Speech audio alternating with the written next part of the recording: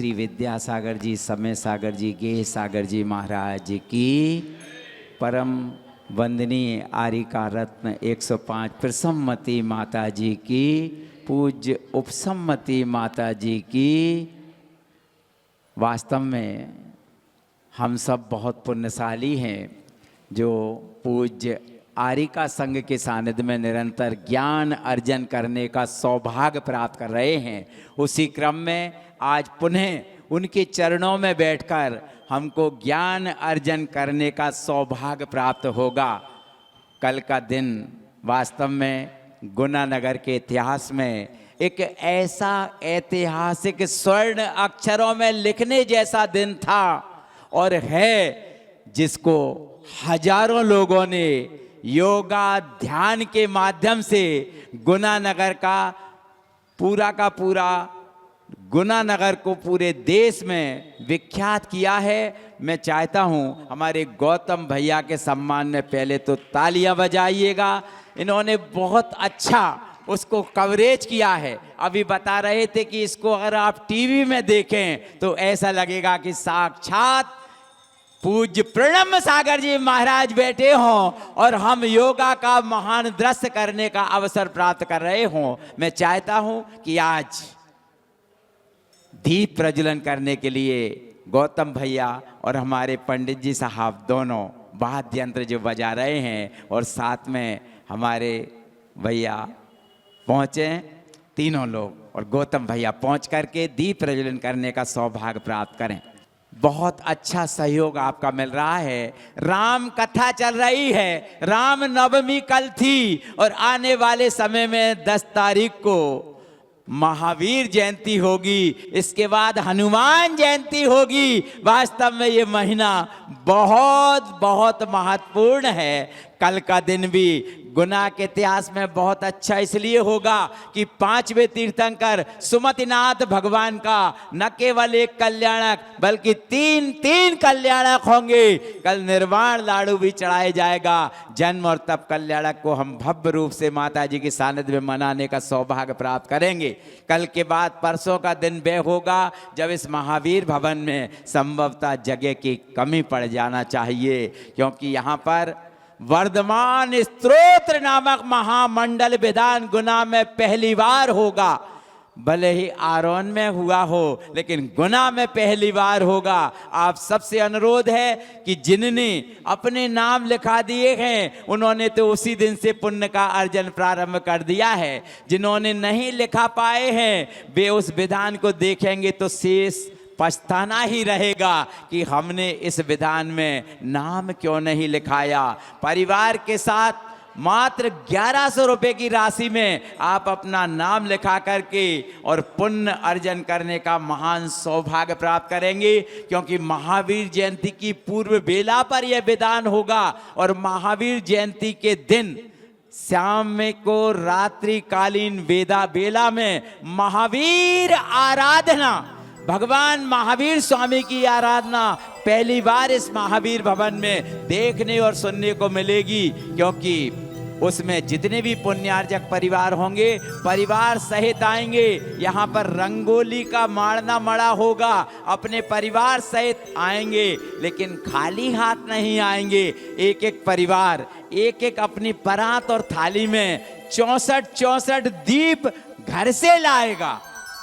ला सकते हो कि नहीं? वास्तव में यदि पुण्य को बढ़ाना है तो लाना ही चाहिए। 64 दीप आप घर से ला करके महावीर प्रभु की महा आराधना करने का सौभाग्य प्राप्त करेंगे। क्योंकि उसी दिन हमने कोई सांस्कृतिक कार्यक्रम नहीं रखा, वही सांस्कृतिक कार्यक्रम होगा जो प्रभु की आराधना होगी। उससे बढ़कर क्या हो सकता है। फिलहाल में शास्त्र दान करने के लिए मैं हमारी बहनें, दोनों बहनें और हमारी संगस्थ बहन कृपया 16 में है, कोई बात नहीं, चलें शास्त्र दान करें। सुरेश चंद जी साहब आप शास्त्र दान करने का सौभाग्य प्राप्त करें। हमारे मुकेश जी माडल जी पहुँचे मंच पर। मुकेश जी माडल जी आइएगा, शास्त्र दान करने का सौभाग्य प्राप्त कीजिएगा। माता जी ये वह परिवार है जिसने आचार्य महाराज के ऊपर जो चित्र बने हुए हैं आचार्य महाराज के, बाल अवस्था से लेकर और समाधि तक के सारे चित्रों का अनावरण 51 हजार रुपए की राशि में, उसमें से 7-8 चित्रों का एक ही परिवार ने किया था। इनके सम्मान में जोरदार तालियां बजाइए। और न केवल यहाँ श्रवणबेल गोला में आप बहुत अच्छा सामाजिक कार्य कर रहे हैं, और वहाँ के जो कमेटी है वहाँ पर भी आप है, हम गुना का गौरव बढ़ा रहे हैं। बोलो पारसनाथ भगवान की, द्वादशांग जिनवाणी माता की।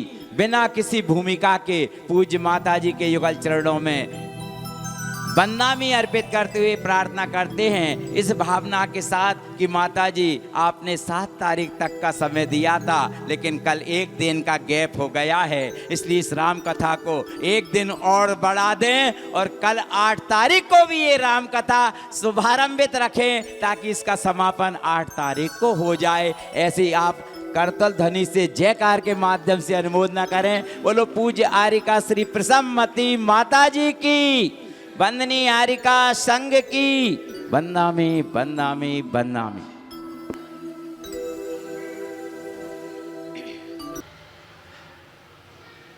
ओंकारं बिंदु संयुक्तं नित्यं ध्यायन्ति योगिनः कामिदं मोक्षदं चैव। ओंकाराय नमो नमः। गुरुवापान्तु नो नित्यं ज्ञानिदर्शननायकः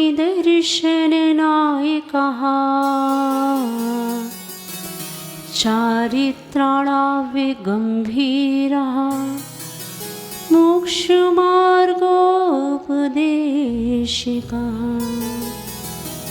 अनंतानंत सिद्ध परमेष्टि भगवान की,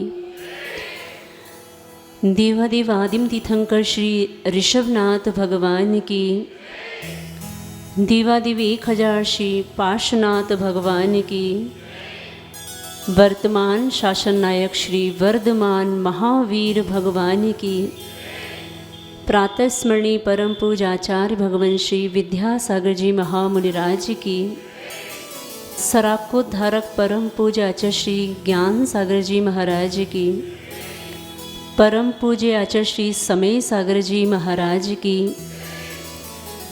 दीक्षा प्रदाता परम पूज्य आचार्य गुरुवर श्री गे सागर जी महाराज की, शिक्षा प्रदाता अर्हम योग प्रणेता परम पूज्य गुरुवर मुनि श्री प्रणम्य सागर जी महाराज की, 10 लक्षण महापर्व की, श्री सिद्ध प्रभु राम भगवान की, अहिंसामय विश्व धर्म की।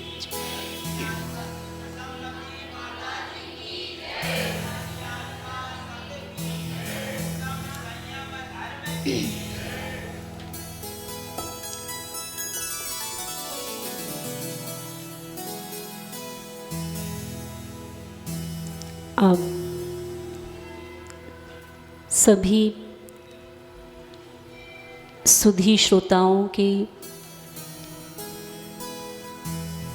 पुण्य की इस कड़ी में आज का दिन और जोड़ते हुए अपने अंतःपटल को पवित्र करने के लिए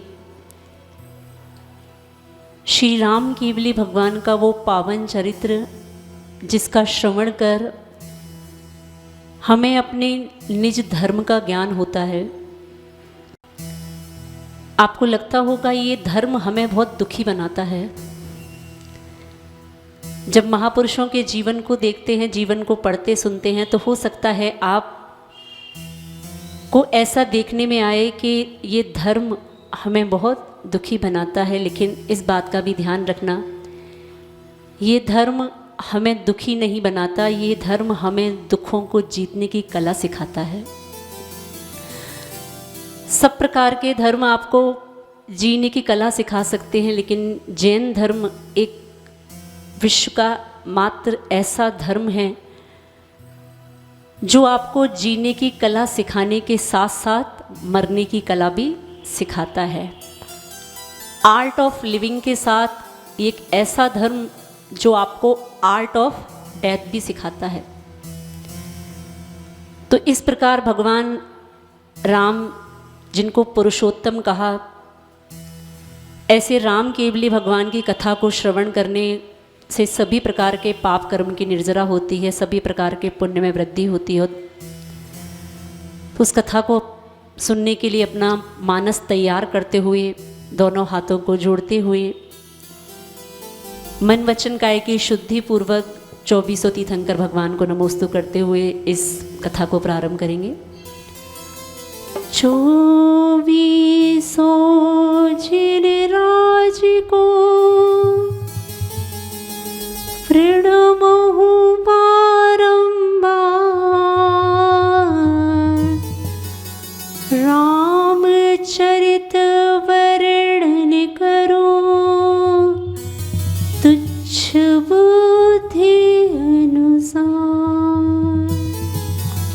ॐ ह्रीं विद्यासागराय नमः। ॐ ह्रीं प्रणम्य सागराय नमः।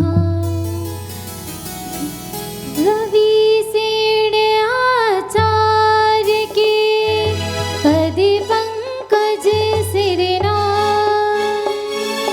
सुमिरे मात सरस्वती हम पर हो सहाय। गुरुजनों की वंदना करते बारंबार, भक्ति तुम्हारी चरण की अभी कर लो स्वीकार। हमें कथा सुनाते रामचंद्र भगवान की, हमें कथा सुनाते राम सीता भगवान की। ये रामायण है पद्म के बिली राम की, ये गुण गायन है धर्म कथा श्री राम की। जम्बूद्वीपे भरते क्षेत्रे आर्यखंडे भारते दिशे की नगरी है विख्यात अयोध्या राम की। यही जन्मभूमि है पद्म के बिली राम की। ये रामायण है पूज्य कथा श्री राम की। प्रसंग चल रहा था कि जब खरदूषण और चंद्रनखा के पुत्र शंभू का वध हो गया लक्ष्मण के द्वारा, तो किस प्रकार वो खरदूषण अपनी सेना को लाकर 14,000 राजाओं के साथ श्री राम और लक्ष्मण से युद्ध करने के लिए उपस्थित होता है। पीछे का साफ तो नहीं हुआ? एक दिन के अंतराल में कुछ स्मरण है कि नहीं? कहानी कहाँ छोड़ के आए थे? शंभू का वध करा दिया था, उसके बाद खरदूषण की सेना 14,000 राजाओं के साथ श्री राम और लक्ष्मण से युद्ध करने के लिए उपस्थित हुई है। जिस प्रकार आप एक दीवार पर पुताई करते हैं, उस पर कोई दाग लगा हो और उस पेंट को आप तब तक करते हैं जब तक कर उस पे वो दाग दिखना बंद ना हो जाए। एक बार समझ नहीं आता, एक बार याद नहीं रहता, तो आपको क्या करना, उस धर्म कथा को बार बार तब तक सुनना है जब तक कि हमारे अंतरंग का कालिक वो मिट ना जाए। व्यवहार में तो हमें ये सब चीज़ें याद रहती हैं, लेकिन धर्म के क्षेत्र में हो सकता है हम प्रमादवश ये सब बातों को अपनाना भूल जाते हैं।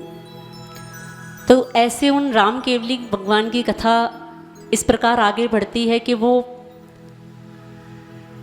युद्ध करने के लिए जब वो राजा खरदूषण तैयार होता है तो लक्ष्मण अपने भाई से एक बात बोलते हुए निकलते हैं युद्ध के लिए कि भाई आप यहीं पर माँ सीता के साथ रहें, मैं युद्ध करने के लिए जाता हूँ और अगर युद्ध में मुझे आपकी आवश्यकता पड़ेगी तो मैं सिंहनाद करके आपको बुला लूँगा और आप उस नाद को सुनकर मेरी रक्षा के लिए चले आना, लेकिन जब तक मैं सिंहनाद ना करूँ आप माँ सीता का ध्यान रखना। तो ऐसा वचन देकर लक्ष्मण वहाँ से निकलते हैं युद्ध के लिए और मात्र एक अकेले लक्ष्मण का जीव ही 14,000 राजाओं से लड़ने के लिए समर्थ होता है। एक तरफ युद्ध चल रहा है, दूसरी तरफ जो खरदूषण का ही रिश्तेदार रावण है वो भी खरदूषण की सहायता के लिए युद्ध के लिए पहुंचता है, लेकिन बीच में ही क्या होता है, बीच में उन्हें सीता जी दिख जाती हैं।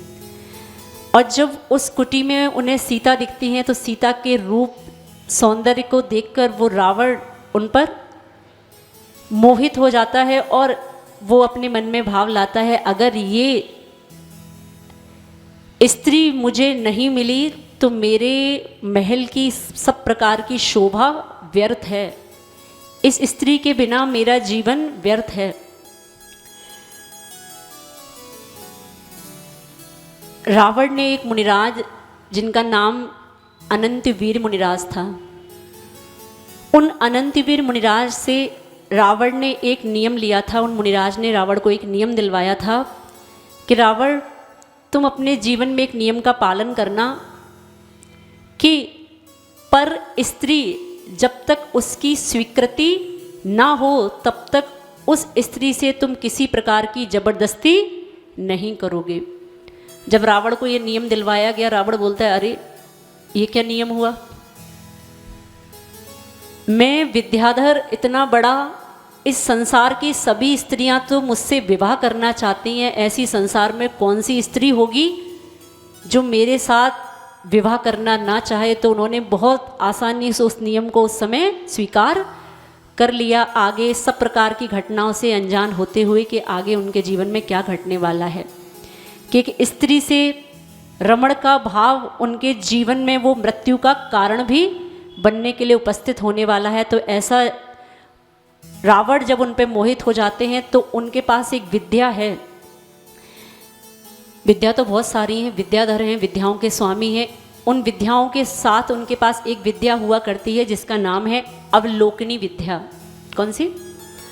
अवलोकन करना अर्थात देख लेना, जो घटना नहीं भी घट रही है अपने सामने उसको परोक्ष रूप से जान लेना। ऐसी अवलोकनी विद्या उस रावण के पास थी और अपनी उस अवलोकनी विद्या के माध्यम से उन्होंने ये जान लिया कि लक्ष्मण जो युद्ध करने के लिए गया है, लक्ष्मण राम से ये बोल के गया है कि मैं सिंहनाद करूँगा और सिंहनाद को सुन के ही आप उस समय पर मेरे लिए उपस्थित हो जाना। तो रावण किस प्रकार की चाल चलते हैं, सीता का अपहरण का वो प्रसंग जो महाभारत का सबसे बड़ा केंद्र बिंदु है, ऐसा वो प्रसंग उपस्थित होने जा रहा है।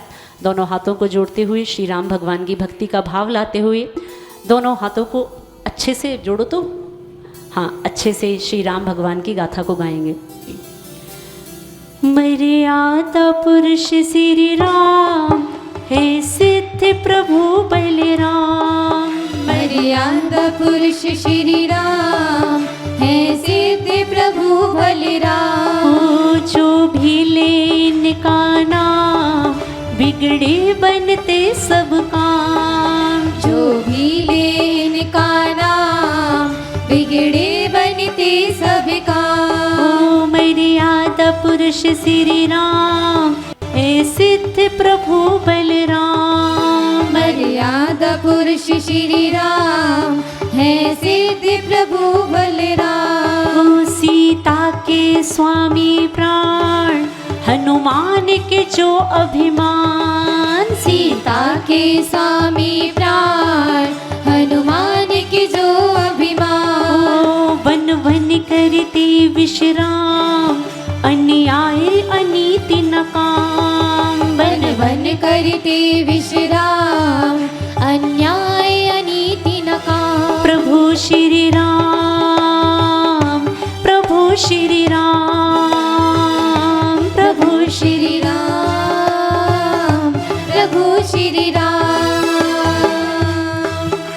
इस प्रकार वो अवलोकनी विद्या के माध्यम से वो रावण उस समय एक युक्ति प्रयोग करता है। आपने अभी तक टीवी पर एक घटनाक्रम देखा होगा रामायण में कि सीता का अपहरण किस प्रकार होता है। आपने एक मायावी मृग की कहानी सुनी होगी कि एक मायावी मृग की रचना की जाती है रावण के द्वारा, और उस मायावी मृग के पीछे पीछे चलते हुए राम जब पहुंचते हैं और सीता को अकेला पाकर वो रावण उनका हरण कर लेता है। ऐसे आपने अभी तक वाल्मीकि रामायण में ये प्रसंग सुना होगा। आज आपको थोड़ा सा कौन सी रामायण सुननी है? जैन रामायण सुननी है। तो जैन रामायण में आचार्य श्री रविशेन महाराज ने पद्म पुराण जी ग्रंथ में किस प्रकार वर्णन किया, थोड़ा सा हमें उस वर्णन को भी समझना है, क्योंकि आज तक हमने मात्र टीवी तो देखी, हम ग्रंथों को खोलना भूल गए। वास्तव में ग्रंथों का प्रयोजन हमें लगता है वर्तमान में कोई हुआ करता है तो वो साधु को भेंट करना। महाराज आप ही लो, आप ही पकड़ो, आप ही पढ़ो, आप ही समझो क्या है आपका शास्त्र, आपको मुबारक। लेकिन आप गुना वाले इस रूप में अपने आप को सौभाग्यशाली मान सकते हैं कि इस पूरे क्षेत्र में जब से हम विहार करते हुए आए हैं, ये पूरे मध्य प्रदेश की धरा पे, ये उत्तर प्रदेश की धरा पे, जब से सोनागिरी से निकले हैं विहार करते हुए, आपकी गुना नगरी की पाठशालाएं जिस स्तर पर चलती हैं, ऐसी पाठशालाएं अन्यत्र देखने में नहीं मिलती। हाँ, पाठशालाएं तो सब स्थान पर चलती हैं, हर जगह पाठशालाएं चलती हैं, लेकिन वास्तव में पाठशाला का जो व्यापक रूप है वो हमें इस गुना समाज में ही देखने को मिला। लेकिन कल एक बात और सुनने में आई, माता जी पुरुष वर्ग की पाठशाला नहीं चलती। चलती तो है लेकिन वो ढीली ढाली, वो महाराज अब बोल के गए हैं, अब हमें गुरु का मान रखना है तो ठीक है 4-5 बैठो और गुरु की बात को पूरा करते हैं। आप इस राम कथा के माध्यम से माँ जिनवाणी को भी अपने जीवन में लाने का थोड़ा सा प्रयास कर सकते हैं कि वास्तव में व्यक्ति को धर्म करने की याद किसी समय आती है तो उस समय का नाम है वेंटिलेटर। उस समय का नाम है जब डॉक्टर हॉस्पिटल में एडमिट करा लेते हैं, तब व्यक्ति को लगता है वास्तव में पूरा का पूरा जीवन निकल गया और जिनवाणी को नहीं सुन पाया। आप अपना मनोभाव माँ जिनवाणी से इस प्रकार जोड़ सकते हैं कि वास्तव में आपको बताया पहले भी कि माँ जिनवाणी ही एक ऐसी औषधि हुआ करती है जिससे आप सभी प्रकार के भव रोगों से दूर हो सकते हैं। और मात्र भव रोग नहीं, मात्र मोक्ष सुख नहीं, आपको सांसारिक सुख की भी प्राप्ति करनी है तो वो रास्ता, अगर गुरु विराजमान है, गुरु की वाणी सुनने का अवसर मिल रहा है तो वो रास्ता वहाँ से होके जाता है। और गुरु अगर हमारे सामने प्रत्यक्ष रूप में उपलब्ध नहीं है तो माँ जिनवाणी ही एक ऐसा आलम्बन हुआ करती हैं। जिनवाणी को माँ कहा, क्या कहा बोलो तो? माँ। जिस प्रकार एक माँ अपने छोटे से बच्चे को, जब वो बच्चा छोटा सा होता है, जब वो थोड़ा सा चलना भी नहीं जानता, जब वो लड़खड़ाते हुए गिर पड़ता है तो माँ आके उसको थाम लेती है, उस बच्चे को गिरने नहीं देती। ऐसी ही माँ जिनवाणी हुआ करती है जो श्रावकों को जब वो अन्याय अनीति के मार्ग पर बढ़ जाया करते हैं, उनके पैर लड़खड़ाने लगते हैं, तो माँ जिनवाणी आके क्या देती हैं? सहारा देती हैं। माँ जिनवाणी कहती हैं बेटा ये सही नहीं है, सही तो ये है। तो ऐसी माँ जिनवाणी, कल एक प्रसंग उपस्थित हुआ, छोटी सी कल एक बात आपको बताना चाहते हैं कल दोपहर की, कि एक बात आई कि वर्तमान में धर्म बढ़ रहा है या धर्म कम हो रहा है। आपसे पूछें तो आपके दादा दादी धर्म ज़्यादा किया करते थे या आप ज़्यादा धर्म कर रहे हैं? बोलो तो, अच्छे से तो बोलो। क्यों? दादा दादी कहाँ इतना विधान पूजन पाठ करते थे, कहाँ इतना पाठ, इतना सब प्रचलन कहाँ था? ये सब पूजन विधान, ये जितना भी भक्ति का उपक्रम प्रारंभ हुआ है, ये सब तो वर्तमान में देखने को मिल रहा है। तो पहले धर्म ज़्यादा था या वर्तमान में धर्म ज़्यादा हो रहा है? बोलो तो। देखो, हम आपकी बात आपसे सिद्ध कराना चाहते हैं कि वर्तमान में धर्म ज़्यादा हो रहा है या कम हो रहा है। वास्तव में आप देखें तो जीवन का यही वो समय है जिस समय हमें याद आता है कि माँ जिनवाणी हमने नहीं सुन पाई। जीवन भर हम व्यक्ति को धर्म नहीं सुना पाते, लेकिन धर्म सुनाने का भाव कब आता है? जब वो व्यक्ति सुनने लायक, तब हम सुनाते हैं क्या?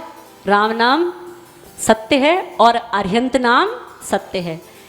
उसके जीवित रहते ही उसे सुना दिया होता, बेटा संसार में कोई सत्य है तो कौन है?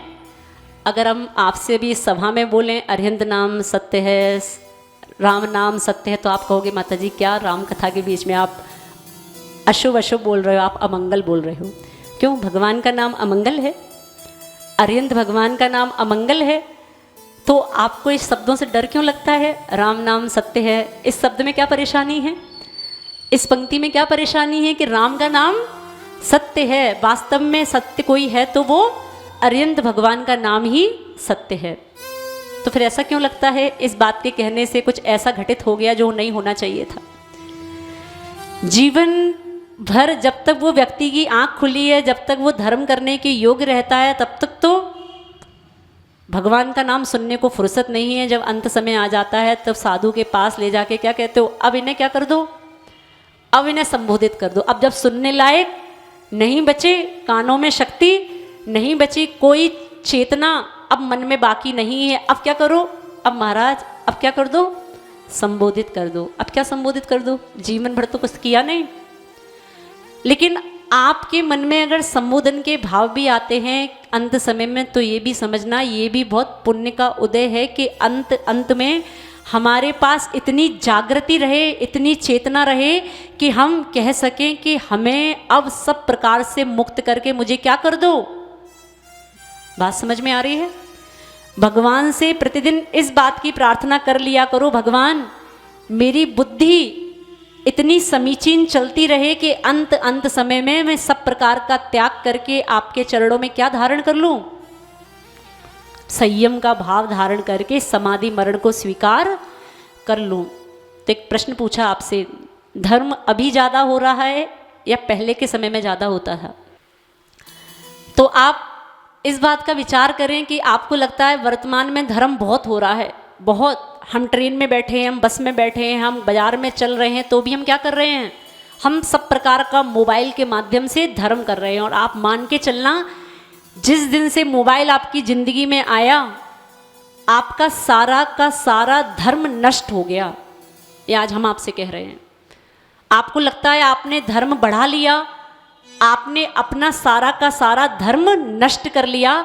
पिछले लोग जो आपके घर के दादा दादी हुआ करते थे, जब मोबाइल नहीं चला करते थे, आप मान के चलना आपसे बड़े धर्मात्मा वो हुआ करते थे, क्योंकि उनका धर्म किसी प्रकार के अविवेक के साथ नहीं हो रहा, उनका धर्म किसी प्रकार की अशुद्धि पूर्वक नहीं हो रहा। वो थोड़ा भी पढ़ते थे तो कैसे पढ़ते थे?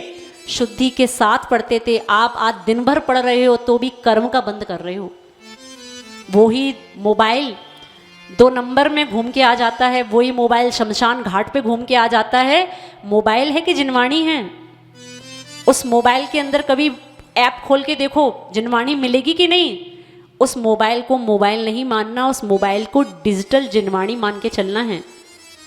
कल एक शंका आई मेरे पास, एक महिला आई, माता जी सूतक पातक में अशुद्धि में जिस समय भी क्या हम मोबाइल से पढ़ सकते हैं? मोबाइल के ऊपर तो कांच लगा है।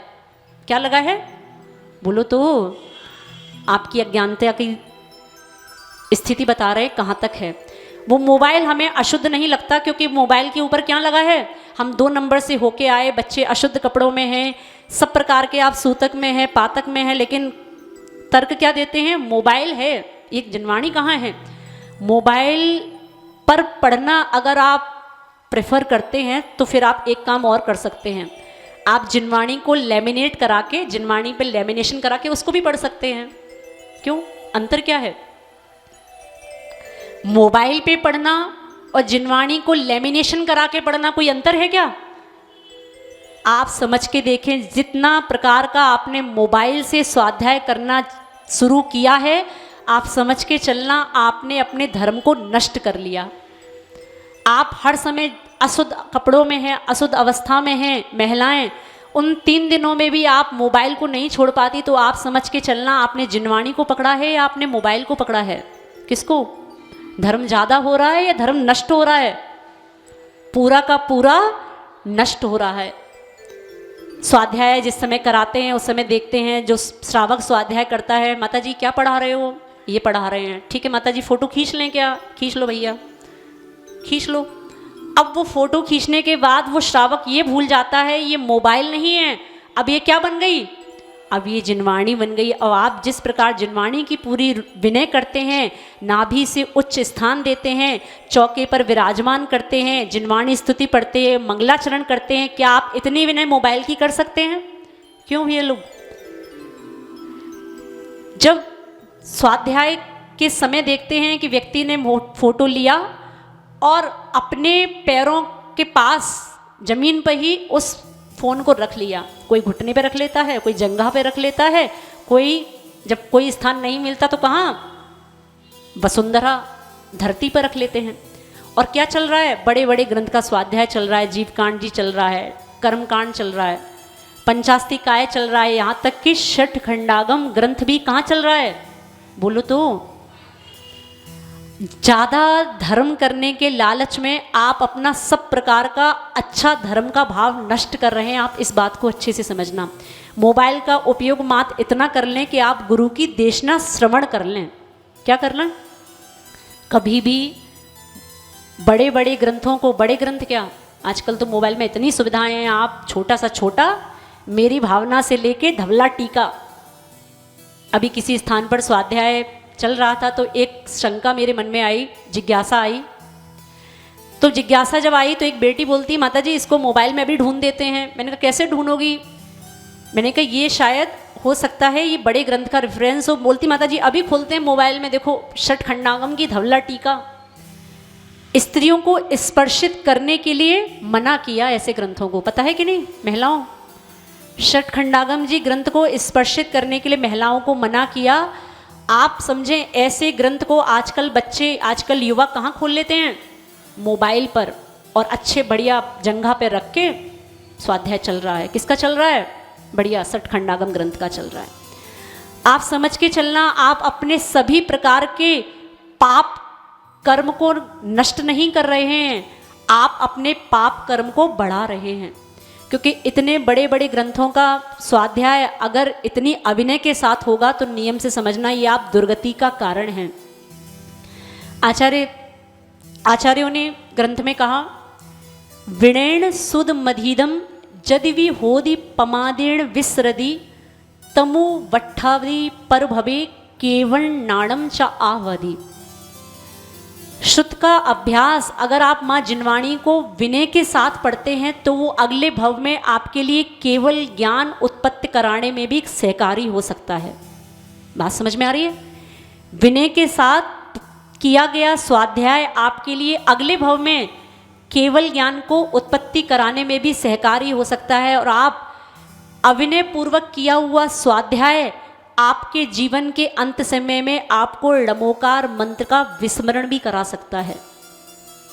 कितने लोग चाहते हैं कि जीवन के अंत समय में ड़मोकार मंत्र याद रहे? याद रहे इतना चाहते हो ना? उसके लिए जीवन भर क्या करना? जीवन भर ग्रंथ को पूरी विनय के साथ, पूरी शुद्धि के साथ, पूरे बहुमान के साथ पढ़ना।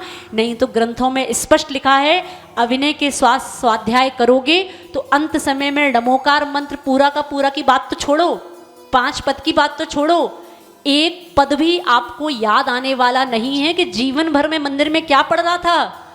वो डमो क्या था, वो आपको एक पद भी याद आने वाला नहीं है। आपकी स्मृति उस मरण के समय इतनी छीड़ हो जाएगी, आपका ज्ञान का क्षयोक्षम इतना छीड़ हो जाएगा कि आपको ड़मोकार मंत्र भी याद आने वाला। तो समझदारी किसमें है? अंत समय में ड़मोकार मंत्र याद रख लिया जाए या जीवन भर बड़े बड़े ग्रंथों का अविनय पूर्वक स्वाध्याय कर लिया जाए? बोलो तो, बोलो तो, अच्छे से तो बोलो। एक बात सुनते हैं ना, कम खाओ गम खाओ। क्या? कम खाओ और गम खाओ। कम स्वाध्याय करो, कम पढ़ो। हम कहते हैं चलो ज़्यादा भी पढ़ो, लेकिन कैसे पढ़ो? 24 घंटे में 23 घंटे पढ़ो, लेकिन कैसे पढ़ो? अगर अभिनय के साथ पढ़ते हो तो ऐसा स्वाध्याय आपके लिए किसी भी प्रकार कार्यकारी नहीं होता है। बात समझ में आ रही? राम कथा के माध्यम से बहुत कुछ आपको सीख के चलना है। तो ऐसा वापस रावण के पास आते हैं, हाँ, माँ जिनवाणी से वापस रावण के पास आते हैं। तो उस रावण के द्वारा जब वो अवलोकनी विद्या के माध्यम से जान लेता है कि ये लक्ष्मण के पास मुझे अगर राम को भेजना है तो मुझे एक सिंहनाद करना पड़ेगा, जिसके कारण मेरी जो ये बाधा राम के रूप में है वो बाधा यहाँ से दूर हो जाए। और उस समय रावण के द्वारा वो सिंहनाद किया जाता है और लक्ष्मण के पास इस प्रकार की कोई सूचना नहीं होती। श्री राम समझते हैं कि मेरे भाई लक्ष्मण को मेरी ज़रूरत आन पड़ी है, और वो सब प्रकार की सीता की व्यवस्था करके सीता को समझा के कि लक्ष्मण ने मुझे बुलाया है, ज़रूर वो कोई मुसीबत में है, मैं अपने भाई की रक्षा करके आता हूँ सिया, तब तक तुम इसी कुटिया के अंदर रहना। बस रावण जो चाहता था उसका काम हो गया और राम अपने भाई की मदद करने के लिए लक्ष्मण के पास पहुंचते हैं और यहाँ पर सीता को अकेला पाकर रावण के द्वारा उस सीता का अपहरण कर लिया जाता है। आगे क्या घटना घटती है? जब राम लक्ष्मण के पास पहुंचते हैं तो लक्ष्मण राम को देख के बोलते हैं, भाई आप यहाँ क्या कर रहे हो? आपको तो माँ सीता की सुरक्षा के लिए वहाँ होना था। बोलते हैं तुमने तो सिंहनाद किया। बोलते नहीं, जरूर अपने साथ कोई छल हुआ है, जरूर कोई धोखा हुआ है अपने साथ। और जैसे ही राम समझते हैं कि कुछ बड़ी घटना घटने वाली है, राम जैसे ही पहुंचते हैं तो देखते हैं वहाँ सीता नहीं है। और सीता के वियोग में क्या होता है आगे दोनों हाथों को जोड़ के अच्छे से सुनने का प्रयास करेंगे। ना मिली है सिया ढूंढे सब बन लिया, मन ना माने। दोनों हाथों को खोल सकते हैं थोड़ा सा। कितनी जा छुपी कौन जाने, ना मिली है सिया ढूंढे सब बन लिया, मन ना माने। आए कितनी जा छुपी कौन जाने। देखिए सब प्रकार के स्थानों को ढूंढते हुए राम जी अब वन वन भटक रहे हैं। वो वृक्षों से, वृक्षों की लताओं से, नदियों से, कोटरों से, अटवी से, जो जो स्थान उनको जंगल में मिलता है सबसे पूछ रहे हैं क्या तुमने मेरी सिया को देखा है। अब वो अपनी सिया के बिना विक्षिप्त हो रहे हैं, क्योंकि श्री राम का जीवन का कोई आधार है तो वो उनकी सिया हैं। और ऐसी सिया को ढूंढते ढूंढते वो व्याघ्र से, सिंह से पूछते हैं क्या तुमने मेरी सिया को भक्षण तो नहीं कर लिया। ऐसे सिंह व्याघ्र सबसे चर्चा करते हुए वो राम जी बहुत परेशान होते हुए, और क्या उनके मन में वो वेदना आती है थोड़ा सा सुनेंगे। अगली तेरा बिरह में है खोई, हाय तकदीर है आज सोई, बन की वृक्षों बता देव तुम्हें ही बता, मन ना माने। रूठ कर क्या छुपी आज माने, ना मिली है सिया ढूंढ सबे बन लिया, मन ना माने। आए कितनी जा छुपी कौन जाने। हाँ, ऐसा जब सिया को ढूंढने का सभी प्रकार का उपक्रम श्री राम के द्वारा चल रहा है, इसे दूसरी तरफ भी थोड़ा सा नज़र डालते हैं कि लक्ष्मण का जो खरदूषण के साथ युद्ध हो रहा है उसमें क्या होता है। उस समय खरदूषण का एक शत्रु था जिसका नाम है विराधित। याद रखना है, विराधित। तो ऐसा वो खरदूषण का शत्रु विराधित देखता है कि देखो एक तरफ तो ये 14,000 राजा युद्ध कर रहे हैं और दूसरी तरफ मात्र एक अकेला राम का भाई लक्ष्मण। तो उस लक्ष्मण के ऊपर उस खरदूषण के शत्रु को थोड़ी दया आ जाती है उस विरादित को, और वो युद्ध में उसके साथ हो जाता है। ये विरादित जो है वो विद्याधर है, और राम लक्ष्मण ये भूमि गोचरी हैं, भूमि पर रहने वाले हैं, और ये सब आकाश में गमन करने वाले विद्याधर हैं, सभी प्रकार की विद्याएं इनके पास हैं। तो जब खरदूषण के विरुद्ध वो विरादित युद्ध करता है तो खरदूषण अपना विमान आकाश में लेके उड़ता है, और वो विरादित भी अपना रथ आकाश में लेके उड़ता है, और दोनों का युद्ध अब आकाश में होता है। और विरादित के एक बाण के द्वारा उस खरदूषण के रथ को वहीं का वहीं गिरा दिया जाता है, और दूसरे बाण से विरादित उस खरदूषण की हत्या कर देता है।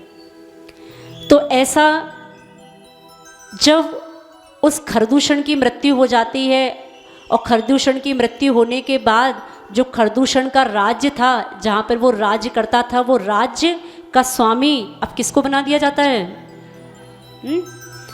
विरादित को ही उस नगर का राजा बना दिया जाता है। और विरादित उस समय लक्ष्मण विरादित को लेकर राम के पास आते हैं, और सब प्रकार का राम उन्हें घटनाक्रम बताते हैं कि अपने साथ छल हुआ है, सीता का शायद अपहरण हो गया है, कोई मायावी कोई शत्रु यहाँ से सीता को लेके निकल गया।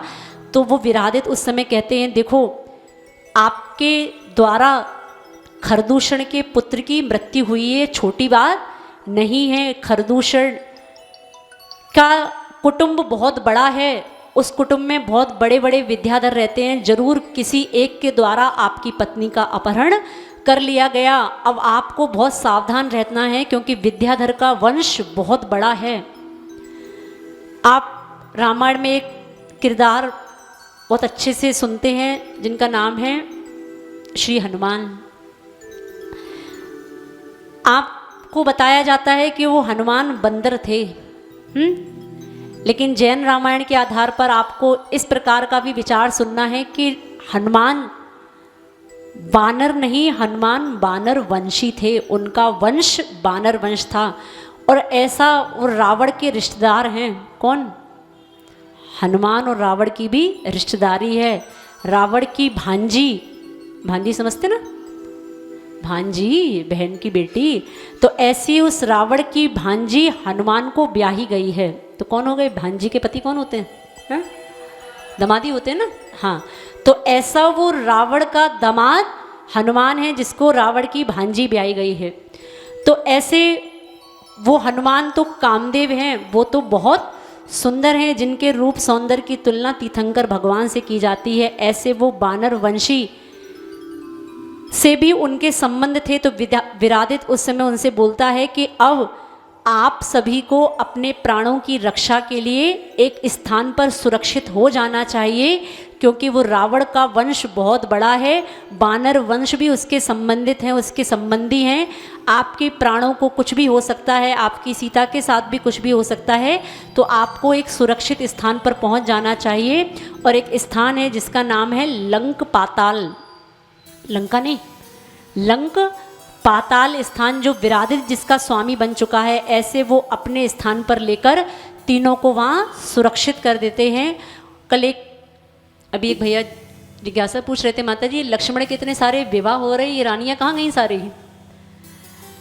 लक्ष्मण से जिन जिन स्त्रियों का विवाह हो रहा है, लक्ष्मण उन सभी स्त्रियों को अपने साथ नहीं रख रहे, क्योंकि ये अभी उनके विहार का काल है, वनवास का काल है। वो जिस भी स्त्री से विवाह करते हैं, सब स्त्रियों को यही बोल के आते हैं, मैं जब किसी सुरक्षित स्थान पर अपने महल का निर्माण कर लूँगा, अपने भाई के साथ, अपनी माताओं के साथ रहने लगूँगा, तब आपको उस सुरक्षित स्थान पर अपने साथ बुला लूँगा। तब तक आप अपने पिता के महल में ही निवास करें। ऐसे लक्ष्मण की जिन स्त्रियों से विवाह हुए, चाहे वो वनमाला हो, चाहे अन्य अन्य जो भी हो, वो सभी अपने अपने पिता के महलों में अभी सुरक्षित हैं। तो आगे इस घटनाक्रम में क्या होता है, दोनों हाथों को जोड़ते हुए ये राम कथा हमें लग रही है महावीर जयंती पे तो नहीं, महावीर भगवान के मोक्ष कल्याणक पे ही पूरी होगी है, क्योंकि कथा इतनी बड़ी हो गई और बीच में अंतराल भी हो गया। अभी आधी कथा और है, लेकिन प्रयास से 2 दिन में पूरी हो जाए। दोनों हाथों को जोड़ते हुए, मर्यादा पुरुष श्री राम,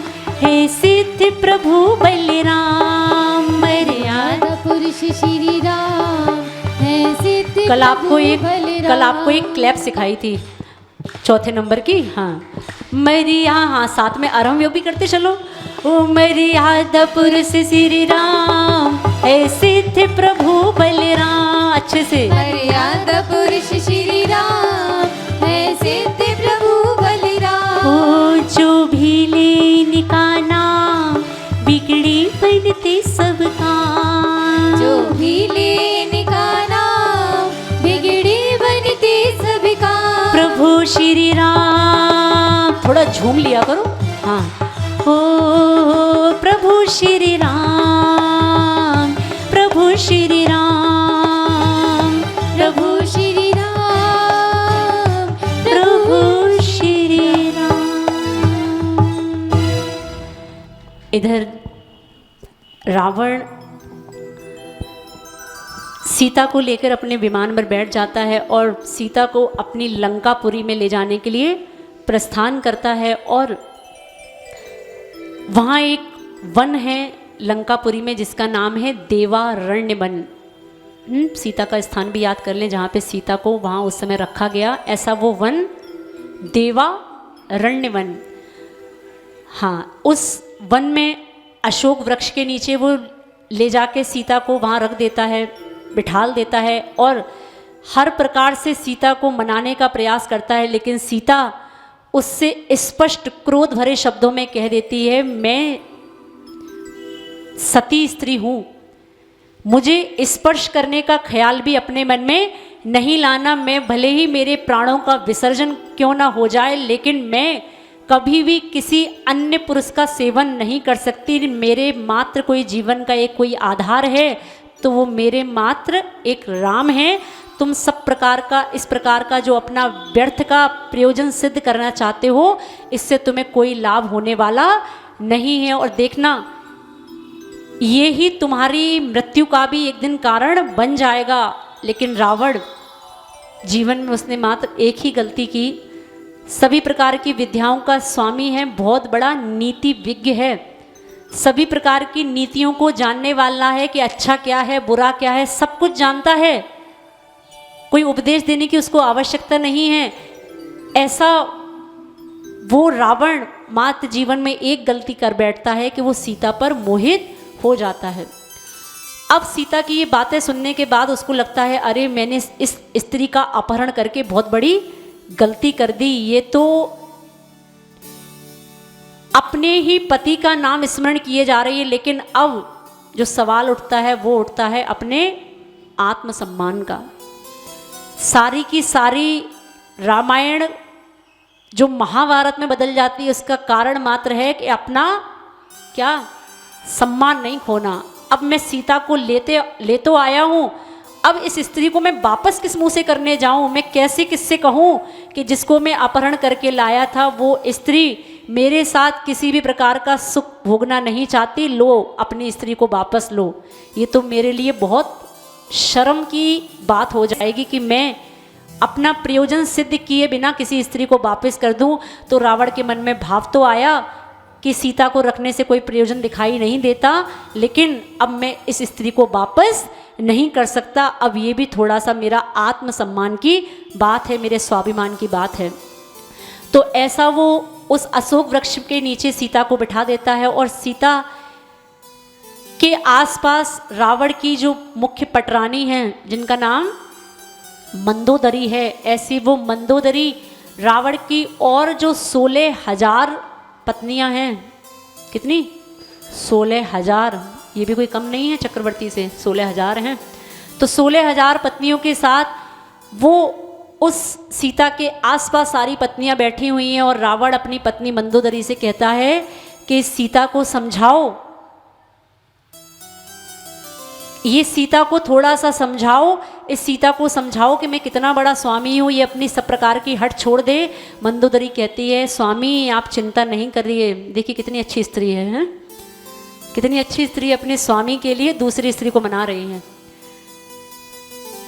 तो वो अपने पति से कहती है, आप चिंता नहीं करें स्वामी, ऐसी संसार में कौन सी स्त्री होगी जो आपकी अधीनता स्वीकार ना करे, आप चिंता मत करिए, मैं सीता को समझाती हूँ और वो मंदोदरी अपनी और रानियों के साथ उस सीता को समझाती है कि रावण जैसा बड़ा विद्याधर, रावण से बड़ा बलशाली पुरुष तुम्हें संसार में कोई और नहीं मिल सकता। तो सीता उस मंदोदरी को कहती है, हे कुलीन स्त्री, क्या तुझे अपने शील की रक्षा करना तो नहीं आता, लेकिन कम से कम मुझे अपने शील की रक्षा तो करने दे। तुम रावण की पटरानी हो, और तुम रावण की पटरानी होते हुए तुम पटरानी तो हो, लेकिन तुम स्वयं में भी तो एक स्त्री हो, और एक स्त्री होते हुए तुम दूसरी स्त्री को शिक्षा दे रही हो कि वो अपना पति धर्म छोड़ दे। तुम जैसी कुलीन व्यभिचारिणी स्त्री तो मुझे संसार में कोई और दिखाई नहीं देती। तो ऐसा वो मंदोदरी को उल्टा जवाब देती है वो सीता। जवाब उल्टा तो नहीं है वैसे, जवाब तो सीधा ही है। ऐसी वो मंदोदरी को समझाती है और मंदोदरी को कहती है कि तुम्हारे रावण की भले ही कितनी भी रानियां हो सकती हैं, लेकिन मेरे राम की तो मात्र अकेली मैं ही हूँ, और मैं अपने राम के अलावा किसी अन्य पुरुष को भी देखना पसंद नहीं करती। ऐसे अनेक प्रकार की विद्याओं के द्वारा उस रावण के द्वारा अनेक प्रकार के रूप, भयंकर रूप बनाए जा रहे हैं, क्योंकि विद्याधर है, सब प्रकार की विद्याएं उसके पास हैं। ऐसे डरावने डरावने रूप बनाकर भी, जिस प्रकार का उपसर्ग अभी आपने कुछ दिन पूर्व सुना कि कुंथलगिरी पर्वत पर कुलभूषण देशभूषण मुनिराज के ऊपर जो उपसर्ग होता है, जिस प्रकार के वहाँ सब कुछ उपद्रव देखने को आ रहे थे, ऐसे ही वो सारे के सारे उपद्रव रावण के द्वारा भी उस स्थान पर किए जाते हैं। नर मुंडों की आकृति, कटे हुए हाथ पैर, रक्त की धाराएं, ऐसी सब प्रकार की मूसलाधार वर्षा, सब कुछ उस सीता को डराने के लिए किया जा रहा है। लेकिन उस समय सीता को याद आती है उन कुलभूषण और देशभूषण मुनिराज की कि ऐसा ही उपसर्ग तो उस कुंथलगिरी पर्वत पर हुआ था। तो ऐसे वो मुनिराज को स्मरण करते हुए अपने आप को मजबूत करती हैं और सब प्रकार के भय को छोड़ते हुए, 7 प्रकार के भय होते हैं पता है, मिथ्या दृष्टि को 7 प्रकार के भय लगते हैं और सम्यक दृष्टि को उसको भी भय लगता है।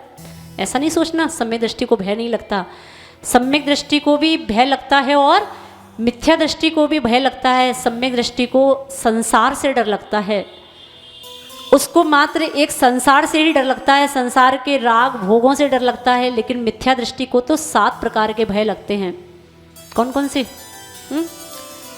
मरण भय, सबसे बड़ा भय मिथ्या दृष्टि को कोई लगता है तो उस भय का नाम है मरने का भय। हर समय व्यक्ति सोचता है मैं कहीं मर ना जाऊं। साधु भी अगर संबोधन देने के लिए उसके पास पहुंच जाते हैं तो उसको लगता है मैं अभी 24 घंटे, 4 घंटे, 48 घंटे अभी और जी सकता हूं, और हो सकता है कि थोड़ा और जी लिया जाए तो थोड़ा सा सुख में वृद्धि और हो जाए। होता है कि नहीं? नहीं होता। अरे जब आपकी बुद्धि भी भ्रमित होती है तब साधु भी आपके पास आपको संबोधन देने के लिए पहुंचे, साधु भी पहुंचे कि बेटा अब तुम्हारा समय आ गया, अब तुम त्याग कर दो। लेकिन हमें मरने से इतना डर लगता है कि हम उस समय अपना समाधि मरण करना भी स्वीकार नहीं करते। तो सम्यक दृष्टि को भय लगता है संसार से और मिथ्या दृष्टि को भय लगता है किससे? मरने से। तो ऐसे उस सीता को किसी प्रकार का भय ना लगते हो, मात्र इस प्रकार का स्मरण आता है कि किस प्रकार उस जंगल में भी कुलभूषण देशभूषण मुनिराज के ऊपर किस प्रकार का उपसर्ग रहा। उस समय भी तो मैंने सब कुछ समता परिणाम से सहा था, तो आज मैं भी सब कुछ समता परिणाम से इस प्रकार के उपद्रव को सहूंगी। और रावण भी सब कुछ देखते हुए भी मजबूर है। क्यों मजबूर है? क्योंकि उस नियम की याद उसको है। देखो वो आप रावण का पुतला तो जलाते हो, रावण का पुतला जलाते नहीं तो कम से कम देखने तो जाते हो कि नहीं? बोलो तो नहीं देखने जाते। अच्छा गुनाह के लोग बच्चों को ले जाते कि नहीं मेला दिखाने? मेला भी नहीं देखते। आप समझना कि आपको तो मात्र रावण की एक बुराई दिखाई दे रही है। रावण के अंदर तो मात्र एक बुराई थी, लेकिन ऐसी 1000 बुराइयां सब जीवों के अंदर हुआ करती हैं। जिस समय आप किसी जीव पर एक उंगली उठाते हो, याद रखना 4 उंगलियां पहले आपके ऊपर उठती हैं। आप किसी जीव का पुतला बनाने जतलाने में देखने में अगर आनंद मानते हैं तो समझना उस जीव के अंदर तो मात्र एक बुराई थी, मेरे अंदर तो ऐसी कितनी कितनी हजार हैं कि कम से कम, हाँ इतनी तो होंगी, ऐस नहीं है क्या? अरे सबके अंदर होती लाखों, अच्छा कह रहे माता जी लाखों हैं। तो ऐसे उस रावण को अपनी वो नियम याद है कि मैंने अनंत वीर मुनिराज से नियम लिया था कि सीता माने या ना माने, लेकिन मुझे इसके साथ कोई ज़बरदस्ती नहीं करनी है। अगर ये खुद ही इन सब चीज़ों को डरते हुए मेरे पास आकर मुझे अपना स्वामी स्वीकार कर लेती है तो ठीक है, लेकिन मैं इसके शील को खंडित नहीं करूँगा, क्योंकि मैंने मुनिराज से, ऐसे होता है नियम का पालन, ऐसे नहीं कि अभी कर लेता हूँ बाद में तो क्या कर लूँगा, बाद में मिलेंगे अनंत वीर मुनिराज, दोबारा मिलेंगे, दोबारा दर्शन करेंगे और दोबारा उनसे कह लेंगे महाराज जरा दो, क्या दो महाराज जरा, आपका तो काम ही क्या है, आपने दीक्षा ही क्यों ली है? आपने तो दीक्षा इसीलिए ली है कि आप नियम देते रहो, हम तोड़ते रहें और क्या कर लें। जब जिस समय कोरोना का काल था, देखो आप गुरु को तो मानते होंगे, लेकिन गुरु की किस प्रकार मानी जाती है, एक छोटी सी आपको घटना सुनाते हैं। जिस समय कोरोना का काल था, कोरोना के काल में आप देखें सब प्रकार की वैक्सीन सबको लगाई गई। जिस समय कोरोना अपनी पीक पर था, घर घर से जब अर्थियां निकल रही थी, घर घर में जब मृत्यु हो रही थी, उस समय सब प्रकार से परिवारीजनों का, जिस समय अड़ुव्रती थे उस समय परिवारीजनों का भी, सब प्रकार के रिश्तेदारों का भी, सब प्रकार के संगस्थ लोगों का भी, सबका फ़ोन आया। सबने सलाह दी कि समझदारी इसी में है कि वैक्सीन लगवा ली जाए। ठीक है लगवा ली जाए, लगाओ भैया अच्छी बात है। लेकिन उस समय प्रतिमा के व्रत थे, प्रतिमाधारी लोग सुनने का प्रयास करें कि प्रतिमा को किस प्रकार पालन किया जाता है। प्रतिमा लेना तो बहुत सरल है, महाराज प्रतिमा दे दो, प्रतिमा दे दो, लेकिन प्रतिमा का पालन निरतिचार रूप से किस प्रकार किया जाता है, इसको सुनने का प्रयास करें। जब ऐसी वैक्सीन वाली बात आई कि सबको वैक्सीन लगनी है, सबको लगनी है, हमारा भी नंबर आया। जब महाराज जी के पास वो आज्ञा ली कि वैक्सीन लगना है और कल वैक्सीन लगवाने के लिए जाना है, तो आप आशीर्वाद दे दीजिए कि सब कुछ ठीक रहे, कोरोना पीक पर है तो किसी प्रकार की कोरोना की बाधा ना हो। तो गुरु के मुख से शब्द निकलते हैं कि प्रतिमाधारी हो, प्रतिमा के नियम हैं, खंडित नहीं करना है। क्या क्या करना है? खंडित करना है कि नहीं करना है?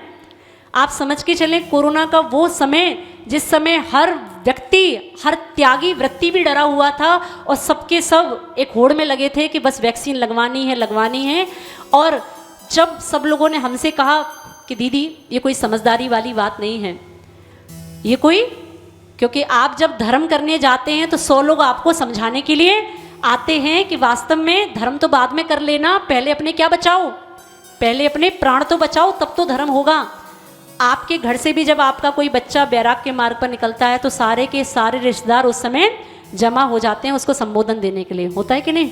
अब गुनाह में नहीं होता होगा, गुनाह में तो सब बढ़िया लोग रहते हैं, क्यों होता है? क्या होता होगा ना। हाँ, तो ऐसा जब हमें भी कहा गया तो हमने कहा देखो गुरु आज्ञा नहीं है, होगा सो देखा जाएगा। सब प्रकार के फ़ोन आए कि दीदी समझो, थोड़ा समझदारी दिखाओ। हमने कहा नहीं, जो होगा सो देखा जाएगा। और आप समझें उस समय जिस समय संग में थे और बहनों को भी कोरोना हुआ और स्थिति ये बनी कि एक बहन को तो बस उनका डॉक्टर ने बोल दिया कि अब बचना मुश्किल है। उस समय जब हमें सूचना मिली तो हमसे कहा गया देखो एक बहन हॉस्पिटल में चली गई है और डॉक्टर ने बोल दिया है बचना मुश्किल है, अब आप देख लो आपको क्या करना है। हमने कहा नहीं, अगर गुरु ने बोला है कि व्रतों की रक्षा करनी है तो अगर आयु कर्म शेष होगा तो कोई भी कोरोना हो, चाहे कैंसर हो, चाहे कोई भी बड़ी बीमारी हो, हमें किसी प्रकार का घात हमारे जीवन का नहीं होने वाला। ये क्या है बोलो तो? ये गुरु के प्रति श्रद्धा है। और उस समय आप विचार करें, सब संघ के बीच में एकमात्र हम ऐसे थे जिसने कोरोना की वैक्सीन नहीं लगवाई, किसी प्रकार का इंजेक्शन इंसर्ट नहीं करवाया। आपके सामने बैठे हैं कि नहीं? अच्छे खासे बैठे हैं, गए तो नहीं। आप गुरु के वचनों को इस प्रकार प्रमाण मान के चलें, गुरु ने अगर कह दिया तो कह दिया, बाद में हमने जब किसी को बताया, हमने कहा कैसे लगवाते जब गुरु से आज्ञा नहीं थी, तो बोलते दीदी भैया आपकी तो आप जानो, हम लोग उस समय होते तो महाराज जी को समझाते कि महाराज जी पहले मैंने प्राण बचा लें हम बहनें अपनी, तब बाद में क्या कर लेंगे। ये समझ के चलना कि आप किसी प्रकार के धर्म को करने का भाव तो बनाते हैं, लेकिन उस प्रकार के धर्म को, उस प्रकार के व्रत को इतनी निष्ठा के साथ पालन करो कि आपका उदाहरण भी एक उसी क्रम में दिया जा सके। आज हम अपना तो उदाहरण दे रहे हैं, कल कुछ ऐसा काम करो कि अगले प्रवचन श्रृंखला में हम उदाहरण किसका दें। बोलो तो भगवान की भक्ति में मीरा के, शबरी के उदाहरण तो बहुत दिए, कुछ ऐसा काम जीवन में करो कि गुरु भक्ति में अगला उदाहरण में नाम आपका आए। तो ऐसा उस रावण ने अपने किसी प्रकार के नियम को ना तोड़ते हुए, देखो किसी की 100 बुराई देखने से अच्छा है कि आप उसके अंदर क्या देखें, एक अच्छाई देखें। अभी रावण की बुराइयों को एक तरफ करते हुए आप रावण के अंदर की अच्छाई देखने का प्रयास करें कि सभी प्रकार का इतना बड़ा राजा होने के बाद भी उसने अपने नियम को नहीं तोड़ा। रावण से हमें ये नहीं सीखना है कि सीता का अपहरण उसने किया, उसका चारित्र कैसा था, वो स्त्री पर मोहित हो गया। अभी रावण के किरदार से भी, राम से तो बहुत कुछ सीख लिया, अब कुछ रावण से भी सीखो। रावण से भी हम ये सीख सकते हैं कि किस प्रकार अपने नियम में अटल हम रह सकते हैं। और वास्तव में किसी भी प्रकार के धर्म का फल, व्रत का फल हमें तभी मिलता है जब हम सभी प्रकार के नियमों में अपने को अटल रखते हैं, क्योंकि बिना अटल रखे हुए हमें उस अटल सिद्ध सुख की प्राप्ति भी नहीं होने वाली। तो ऐसा आगे क्या घटित होता है, घटित तो बहुत कुछ होना है, क्योंकि अभी रामायण में सिर्फ सीता का अपहरण हो पाया है। एक आगे और प्रसंग आएगा कि किस प्रकार रावण का नाम रावण हुआ, किस प्रकार उस बाली मुनिराज पे उपसर्ग को रावण के द्वारा किया गया, किस प्रकार वो उपसर्ग दूर हुआ। बहुत कुछ घटनाएं इस कथाक्रम में आगे आने वाली हैं। अभी इस कथा को यही समाप्त करते हुए आगे के एपिसोड में, आगे की कथा में थोड़ा सुनने का प्रयास करेंगे।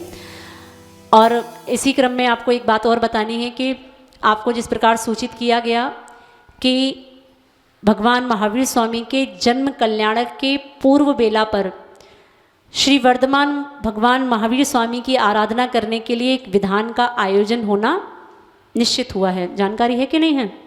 बोलो तो, नींद आ रही है आदों को तो। हाँ माता जी उबासी चल रही हैं। श्री राम कथा सुनने के बाद तो उबासी दूर भागनी थी, उबासी आनी नहीं थी। तो ऐसे आपको थोड़ा सा मन बनाना है कि आप अपने घरों से एक दिन पूर्व, भगवान महावीर स्वामी के जन्म कल्याण से एक दिन पूर्व इसी भवन में उपस्थित होकर सामूहिक रूप से सभी भगवान महावीर स्वामी की अर्चना करें। और एक एक परिवार, लगभग 64 परिवार तो रहेंगे ही, और 64 परिवारों के अलावा जो अलग अकेले बैठ सकता हो, जो चाहता हो, चाहते हैं ये बैठना है, बोलो तो हाथ तो ऊपर खड़े करो। अभी कितने हो गए? अभी पूरे नहीं हुए ना? हाँ, थोड़ा सा आज ऐसा भाव है कि दिन नहीं है, कल का दिन मात्र शेष है और परसों तो 9 हो ही जाएगी, है ना। तो अपने मनोभावों को बनाते हुए भगवान महावीर स्वामी की आराधना आपके नगर में पहली बार होगी। पहली बार होगी कि नहीं? भगवान, जैसे आपने कल अरहम ध्यान योग पहली बार किया, आनंद आया कि नहीं आया ना? अब आनंद खा लिया, आनंद ले लिया, हर प्रकार का रसगुल्ले का आनंद ले लिया। अब थोड़ा सा मिठाई बदल गई है। कल रसगुल्ले का आनंद लिया, अब 9 तारीख को क्या आनंद लेना है? रसमलाई का। कहते भैया रसमलाई पसंद होगी।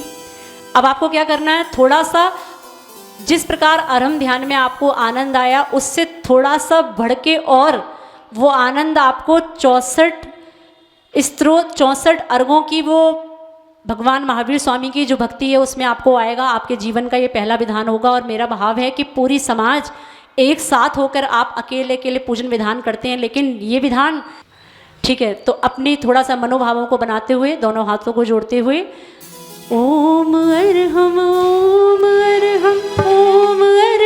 बोल सभी कार्य के। ताली नंबर 1। ताली नंबर 1, क्लैप नंबर 1। हाँ, ओम अरहम ओम अरहम बोल, ओम अरहम बोल, सभी कार्य की सिद्धि से तुम। ताली नंबर 2, 2 नंबर। ओम अरहम बोल।